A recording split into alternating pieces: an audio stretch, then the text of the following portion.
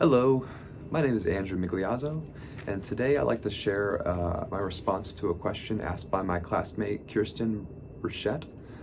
I would also like to share that I have complications with my vocal cords, so I sound a little hoarse. The question that was asked was, did the industrial and agricultural advancements in England have effects on the environment, specifically in reference to land use, resource depletion, and pollution? We know England as a prominent world power which expanded its influence all over the world through trade and colonization, but just to reference England's size, it's roughly the size of Montana, and it's an island. So how did this small island get so powerful and so wealthy? One of the biggest reasons was through the advancements made during the expansion of their agriculture and industrial revolution in the 19th and 20th century.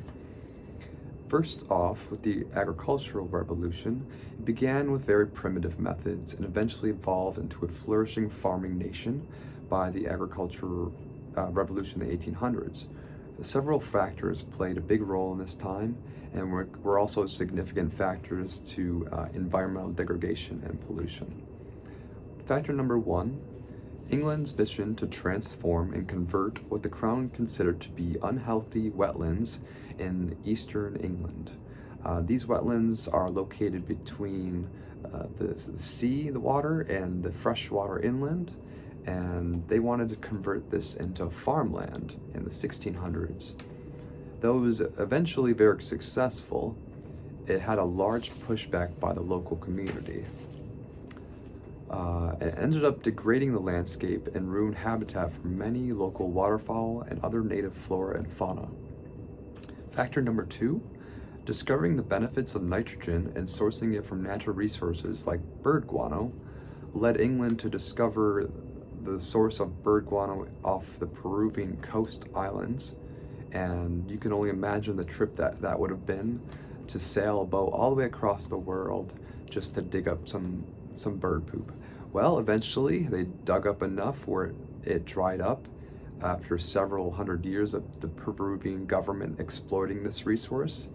This again led to habitat destruction and led to nearly the extinction of local seabirds and sea lions on these islands. Factor number three was the transition from organic methods of nitrogen to the production of synthetic nitrogen in the early 1900s. This was needed to keep up with the increase in population as a result alongside the coattails of the Industrial Revolution.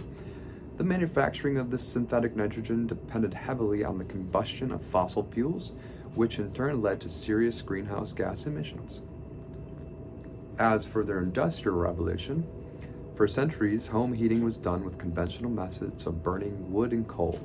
As the city populations grew again, inventions like the coal-powered steam engine, gas and coal-powered power plants, locomotives were all introduced in the 19th century, and it turned England into a booming nation. In a journal report by NPR, it was estimated that British coal plants have burned 5 billion tons of coal, estimating more than 11 billion tons of carbon dioxide being emitted. The introduction of gas to generate power in the 1800s introduced other pollutions such as sulfuric lime waste, which leached into the local wells, sewers, and eventually was piped into the local rivers. Toxic smoke from the combustion process also contained sulfuric dioxide, which was released into the atmosphere. It reacts with the water and oxygen, which then precipitates in the form of what we know as acid rain. The consequence of sulfuric dioxide or acid rain is pretty lethal and have caused numerous environmental issues, including poisoning of waters, decalcifying soils, and killing flora and fauna. Acid rain can even erode limestone and marble monuments, which can be recognized by the blackening of monuments such as churches and town halls and other residential buildings all over England and Europe. In the peak of England's air population, which was during 1950s, though the combination of unique climate conditions, which was on a very cold day, and the combination of that and the release of sulfur dioxide and soot resulted in what we know in history as the Great Smog. This killed between 4,000 and 12,000 people via hypoxia and other short-term and long-term respiratory complications. England's path towards power was dirty and tough, and they were still dealing with the repercussions up until today. Though they have made strong efforts to clean their environment, their history has taken a toll, and it's influenced other nations around the world to follow in their footsteps. Thank you, and have a great day.